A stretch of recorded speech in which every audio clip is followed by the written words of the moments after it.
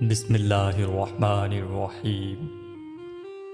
اللہ کے نام سے شروع جو بڑا مہربان اور نہایت رحم والا ہے۔ حضرت علی فرماتے ہیں، کسی کی مدد کرتے وقت اس کے چہرے کی جانب مت دیکھو، ہو سکتا ہے اس کی شرمندہ آنکھیں تمہارے دل میں غرور کا بیج بو دے۔ تعلیم کی کمی تربیت کو اچھی طرح ڈھانپ لیتی ہے، لیکن تربیت کی کمی تعلیم کو کبھی پورا نہیں کر سکتی۔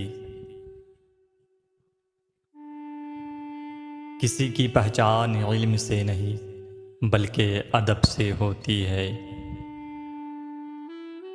پوچھا گیا، صبر کسے کہتے ہیں؟ جواب ملا، جب تمہاری آنکھیں آنسو سے نم ہو مگر تمہاری زبان پر شکوہ نہ ہو اور دل اس بات کی گواہی دے رہا ہو کہ اللہ جو کرتا ہے بہتر کرتا ہے۔ کچھ غلطیاں ایسی ہوتی ہیں جس کے لیے ہم دوسروں کو معاف کر دیتے ہیں، لیکن پہلے جیسا تعلق نہیں رکھ پاتے۔